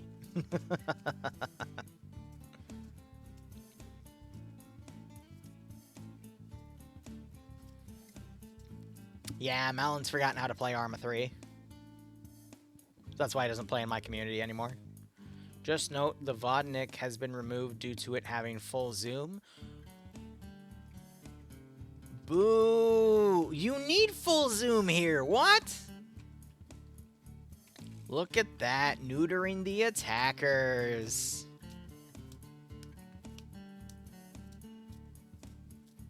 Yeah, it's meant to be an Overwatch machine gun. Punish Op4 if they're going to go defend a really shitty AO. They're literally going to defend the worst option. They have more people around the worst option. Oh my god.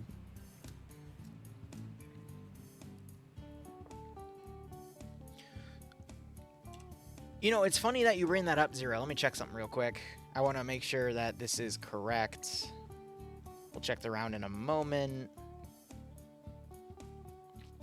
Yeah, so, we do have a K-Pot near us, and Bloodwing got a 10% off all-you-can-eat coupon, which is why she wants to check it out. We have a place close by in Centerville called Meat Project, though. $35 all-you-can-eat. It has Galbi. It has all of your standard, you know, bulgogi, chicken, intestines. Very good. But I'm always down to try a new spot. We haven't been to that one yet now. But that's the one she wants to go try. But I will let you know, DM me on Discord, and then I can reply to you and tell you if the places I know are better. But I'm always down to find new spots. Oh, who doesn't love a good thing of Korean barbecue or hot pot on a nice rainy day? Literally, you're just cooking things in soup. It's delicious. All right, so Op4 have opted to hold defensively. We see that they're kind of spreading their autocannons out. They're spreading infantry out to go to the MSR. Green 4, meanwhile, are going to slowly climb a hill. In these Vodniks and these LAVs. That was a tree.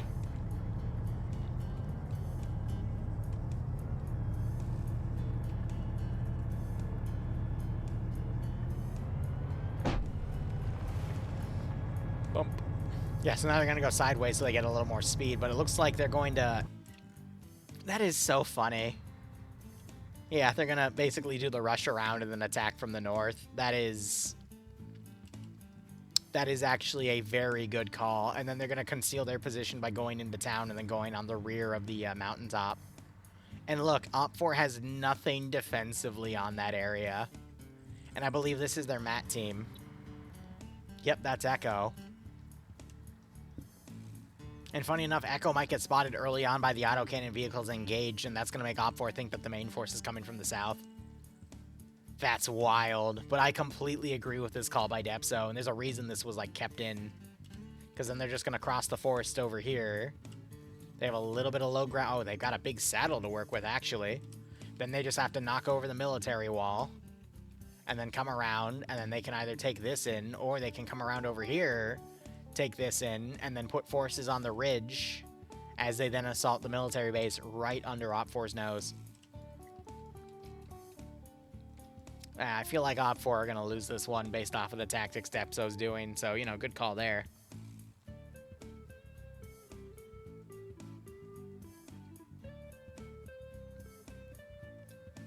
Zero, I will unironically give you a 5-page report if that is what you're looking for. Oh, God, please don't climb the hill. You can just knock the wall over. Oh, God, what are you doing? Because if you put yourself on this ridge, it's going to potentially expose you, and you still have a massive open area to push through. And if Op 4 realizes you are using these 2 choke points, you are dead. Oh, no. Oh, no.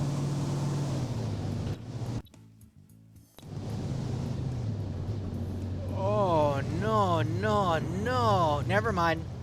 GG. Green 4's dead.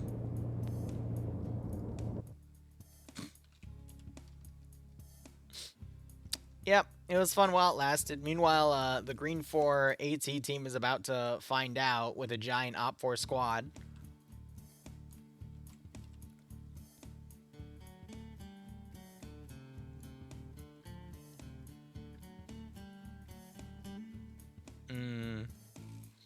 You know what'd be funny is if they, like, tried to, like, drive and then went under this bridge and just tried to be, like, super cheeky to that autocannon vehicle.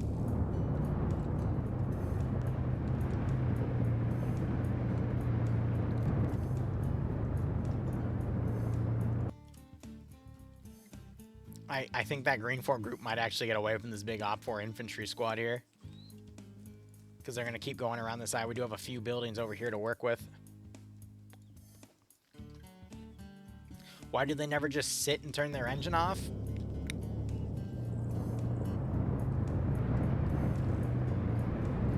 Well, you see, Zero, back when I was on the FNF committee oh my God, they're actually going to do it.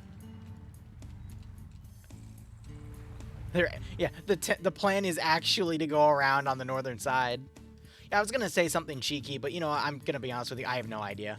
Because now they have their engine off and they're looking around.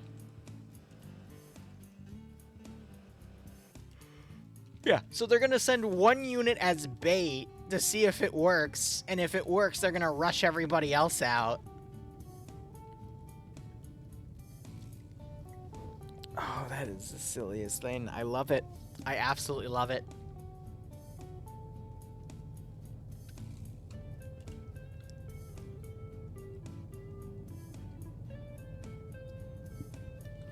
Well, some vehicles, they can immediately turn their engine on and drive. Other ones, like RHS vehicles, they actually have a second where the engine needs to kick off before they can start driving.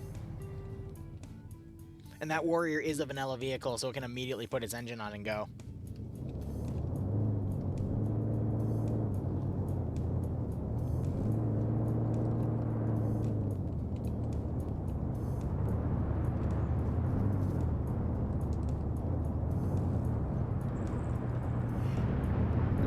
What are the odds here?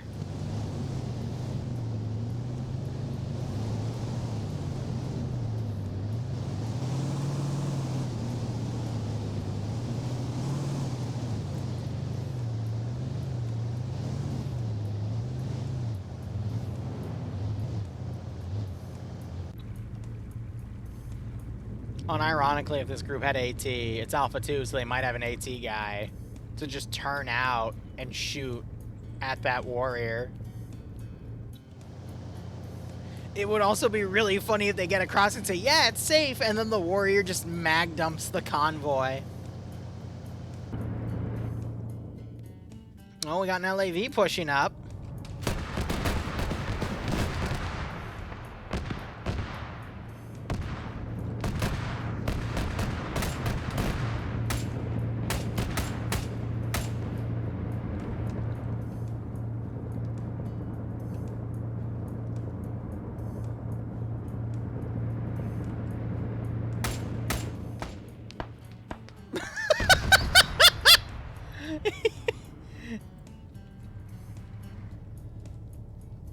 Go evasive.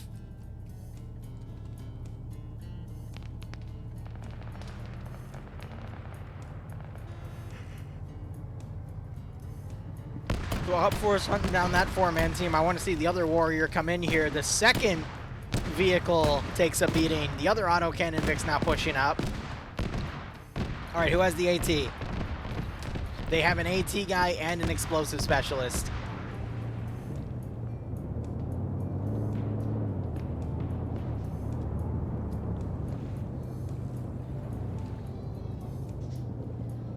Hi, honey.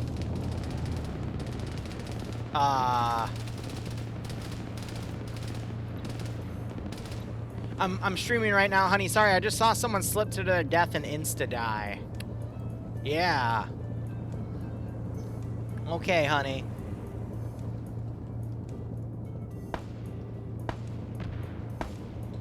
Okay, that wasn't the AT guy, thankfully. But we're still trying to, like, You get an option. wait for them to move up here. That's what I want right now. And we just saw another vehicle charge across. I think this Vodnik's trying to rush an AT guy up here.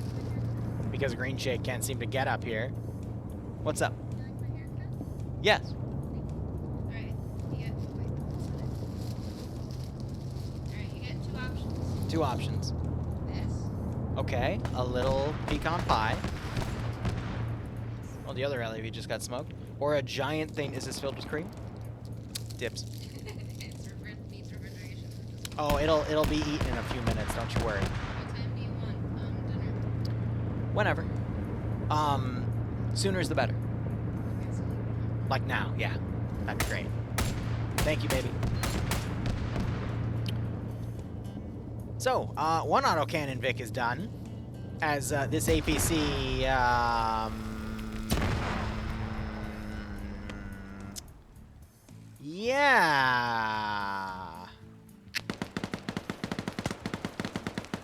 That happened.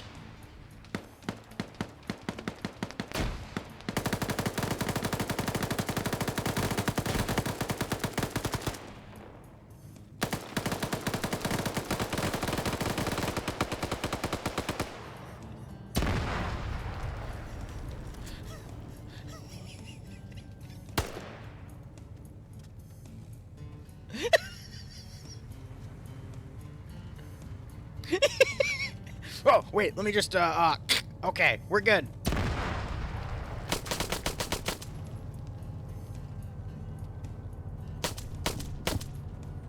I think Sam realized he was invincible, that's why he didn't even shoot back. He's just like, okay, this is weird, and they just DC'd.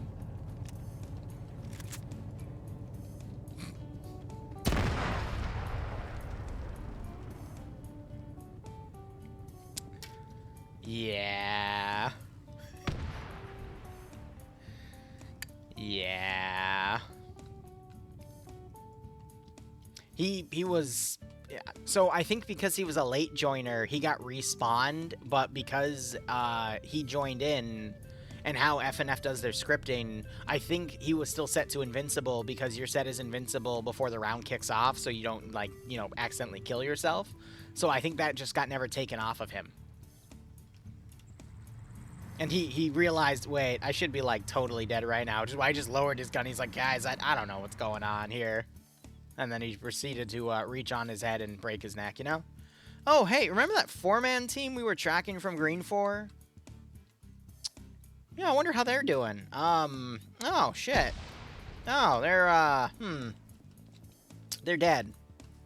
All 4 of them are dead. Wow, that's crazy.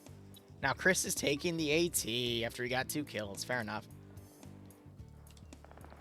So now the AT group has moved over here. They're going to try to find a position to potentially snipe more vehicles.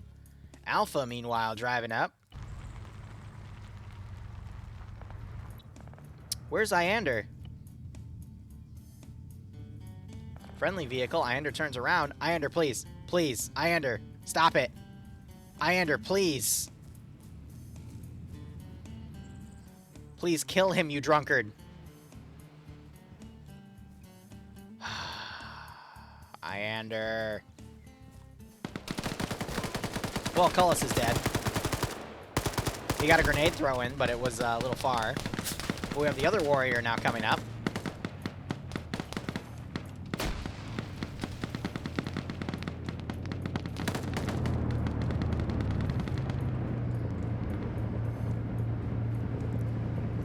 Normally I would complain, but the IFE is going to be basically watching for this other IFE to come up, but it's going to go off the side. Yeah, these three are just running.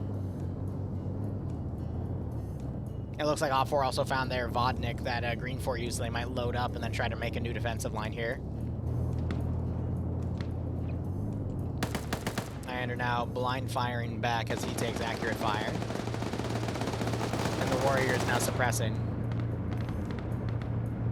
There's two things of AT here, though, and Patriot's gone up the hill. Gats is trying to pull up to get Yanni.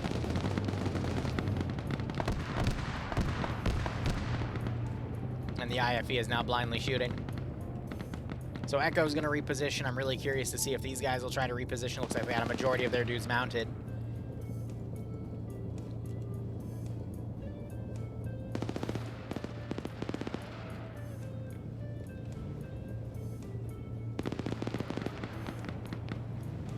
Why did Yanni jump out? Other autocannon moving up. AT hits the left track of the Warrior, and she's smoking. All right, explosion in 3, 2, 1.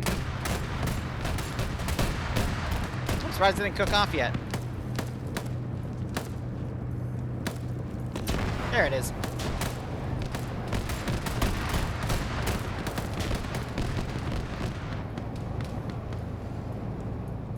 You have these guys trying to set up Overwatch positions here. Not sure it's going to be too effective.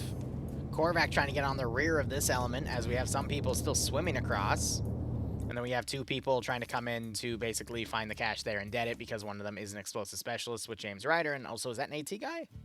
No, it's a team lead. So he still has radio comms. Looks like they ran out of room in the Vodnik, so they're just kind of driving slowly with Grav. That's a bit of a mistake, because they could just drive up, drop people off, then go back and get them, but whatever. The question is, can Iender find a position to take out that other IFV? Nope, looks like they're going to pull back instead.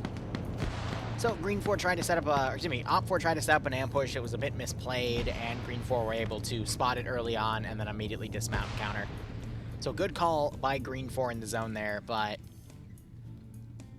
Op4 is going to be able to now set up a new defensive line. In all honesty, they should just hold on the spot here.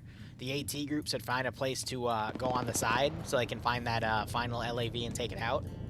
I still think Op4 can set up a decent defense, but the question is, can they? Because if these guys just go out and form a new defensive line, they're just literally dividing themselves up so much to defeat themselves in detail. And then Green 4 is just going to be able to bozo's through all those meager defensive lines. So, big ouch to that.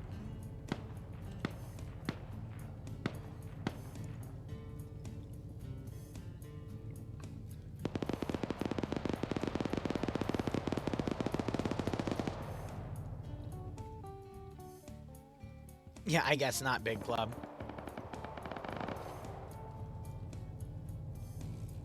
The only Vix they lost was because of the autocannon. Speaking of, I think Iender just shot AT at the LAV, but it appears to have been ineffective. Iender puts another shot on it,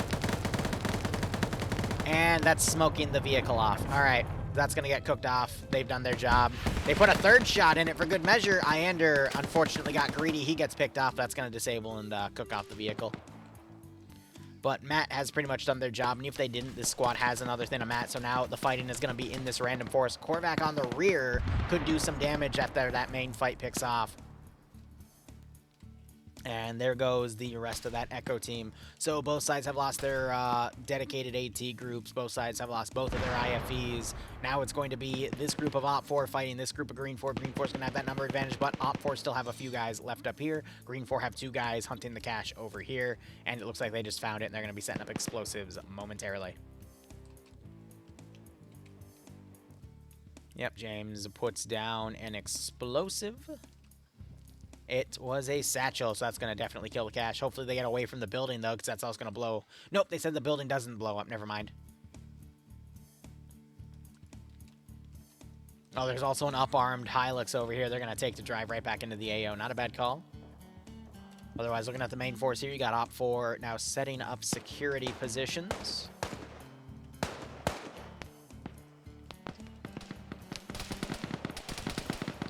And Green 4 has spotted where Op 4 is coming in on. They did take a knockout over here.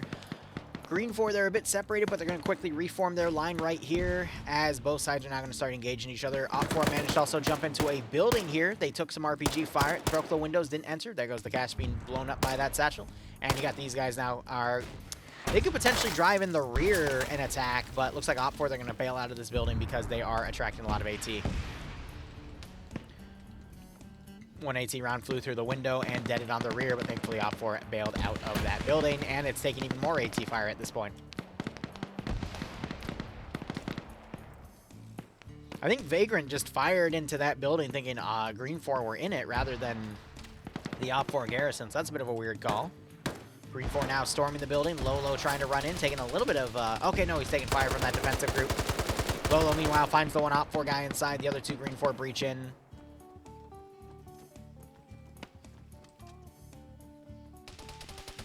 And they've got that central point secured. Ash now trying to run in, not realizing that that position is taken. Lolo gets another kill, but we see an RPG round come in, and it takes out both of those guys. So Vagrant finally finds an angle to hit them with the AT, and he racks up 2 kills for using that as a CQC shock weapon. Meanwhile, it looks like Op 4 is going to instead pull away, realizing they don't have good assault positions here, and they're going to try to get up on that defensive position to hold. I agree with that call 100%. That's going to make Green 4 take some attrition as they try to push from this open little set of buildings to that final position, because that gives Op 4 the best opportunity to get pickoffs. We also have Korvac on the rear with that GL. He could find a few stragglers for Green 4 to pick off, and then Green 4, we still have Depso here, and we have T. They're probably going to mount up in a Vodnik and drive on. Also, we cannot discount the fact that Zamil is over here with a team leader and an explosive specialist. They could also find an angle into this AO, but we're going to see a bit of a transition at this point as these forces kind of come in. Also, yeah, Iander did hit a tree with one of those AT rounds. That was kind of funny to watch.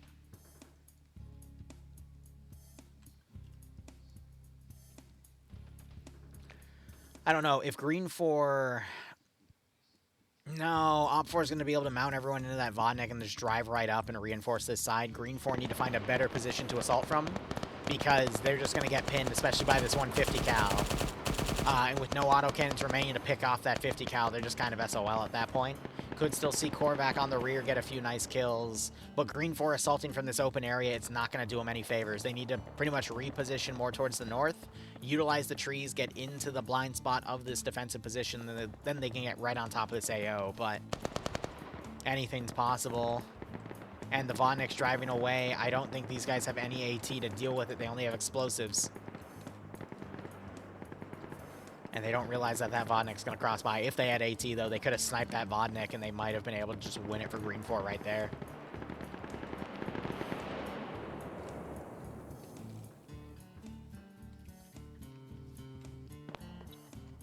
Dobbs here is going to mainly just be doing a suppression job. Could get a kill, but it's unlikely when you're just doing blind suppression. How much ammo did they have in that thing? 400 rounds across 4 100-round boxes, so they've already burnt through more than half of it. Korvac, though, I'm really curious. He could put a Hunt IR round up, and then he could just hone in on any Green 4 that he sees. Might also find some dead battlefield loot, get some additional magazines and move around, but we'll have to see how that counters. But yeah, a lot of Green 4 are opting to get themselves pinned in this area while a smaller force pushes around. That's going to leave Green 4 to potentially be defeated in detail.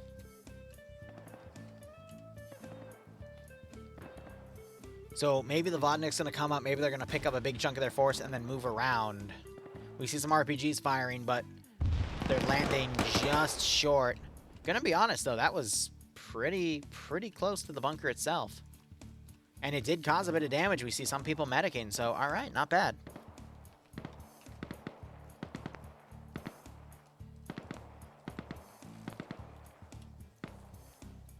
I can't tell if Zixme heard the footsteps of Korvac, and that might have confused him for a second, because Zixme is one of the best Arma 3 PvPers I know, so. Alright, Vodnik drove up. It's dropped everyone off on this final objective, and now we're just going to see them hold. Based off of the fact that this is going to probably take the full time of the 27 minutes, I think we'll call it after this. I'll have some dinner, and then be ready to go for our DayZ play in an hour. Did you just RPG yourself? The man, the myth, the legendary self-delete is back. Can I get an F in chat for that guy? Thank you. I know it's very generic to say that, but goddamn. You gotta love it when some chucklehead takes the RPG and kills himself with it. Always a pleasure to see in a one-life scenario. To quote a friend of mine, rip bozo. Anyway. I don't really agree with Green Force call right here. They're dividing in two different areas to push up. We got a minor force coming on the north. We have another group that's rushed up. This is command, actually, that's rushed up on the rear. There's not really any coordination by Green 4 to move up here anymore, whereas Op 4 have a pretty organized central position here. I think Op 4 is going to win this, as Green 4 is just going to defeat themselves in detail here.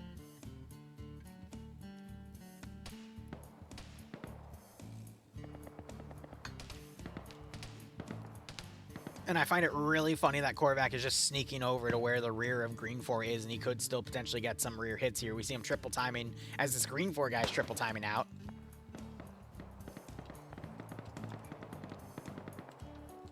We hear some opening fire here. They might be firing at the Vodnik on the rear, but this will turn attention away.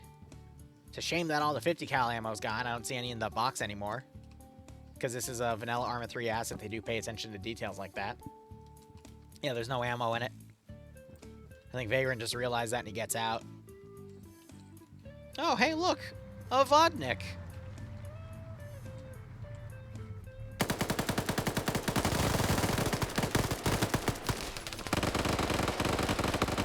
Hey guys, I wonder where ground command for Green 4, and he's dead. Okay. Excellent. That's why we don't rush in with... Yeah. Anyway. Maybe Korvac will hear Gaiden if he fires a few more SVD shots, and that's going to make Korvac hone in on him and get a rear tap there. Otherwise, Green 4 trickling most of their forces from the immediate west to east, and then we got a few guys coming in from the north. Just heard that SVD shot go.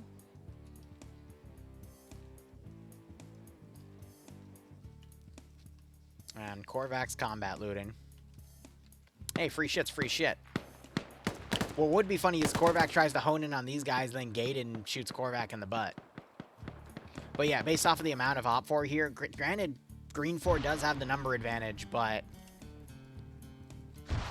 unless we see some really well-placed grenades start wiping some of this Op 4 garrison outright, I don't think there's a good chance.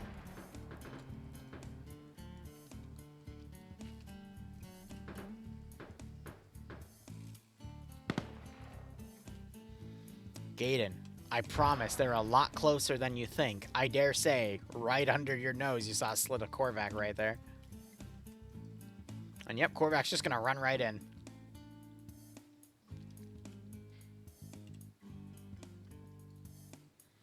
Gonna catch Doggo and Arkin on the rear, probably take him out with a GL. Green 4, meanwhile, reforming on the southern side in a small wedge formation that quickly breaks apart into a battle line. And then you got 3 Op 4 and Delta, excuse me, 2 machine gunners and a team lead. They're going to try to find flanking spots on this attack to immediately counterattack because they don't like the defensive positions here. I'm going to be honest, that level of aggression, especially for a smaller spot like this, will work. But now we've got some grenades being thrown by Horno as he hurts himself with those grenades. And he's just blindly throwing everything that he can. If anything, to be a nuisance. Hey, Razor, how you doing, buddy? Yep, as Green 4 push up, they're pretty much getting eliminated. And we got Doggo and Arkin running. Gaiden still hasn't gotten the message yet. I would love if Korvac came all the way around only to get friendly fire by his own garrison. That would make me laugh. All right, Waldo's going to try to throw a grenade in here.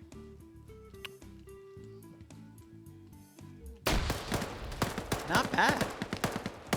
And the hack objective got started. Hold on. Horno ran in and got the hack. But he doesn't defend it. And I'm sorry, did Op 4 set up a mine here? And then an Op 4 member tripped the mine?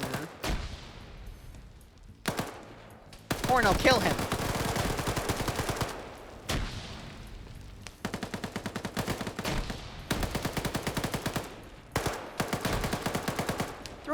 Get in there. Gates. Grenade. This fumble just completely broke Op4's cohesion. And he cancels the hack at the last oh my, and then that.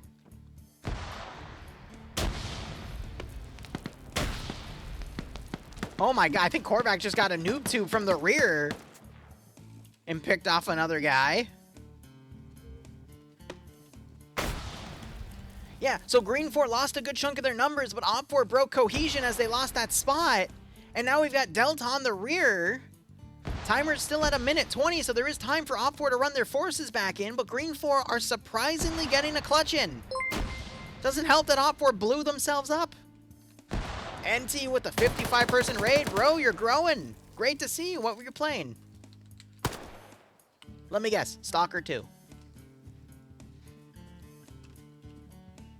Less than 1 minute on the clock. Op4 has the number advantage, but Green 4 is going to be holding this position.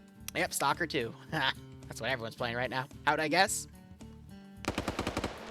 I think we'd be hard-pressed to find someone that wasn't playing Stalker 2 these days right now with the game releasing. I want to try it. I just got to wait a little bit. Yep. Korvac takes a few shots. Grenade gets thrown overhead. Wow. Only to get gunned down by Delta, but 23 seconds. Green 4 could still clutch this. Can Arakiru smoke it and disable it? Little window right there. They're going to be waiting. Arakiru has to make a move. Is no one going to touch it? 10 seconds. No one's going to touch it. Green 4's going to win by proxy. No one touched the terminal! You fools! Wow.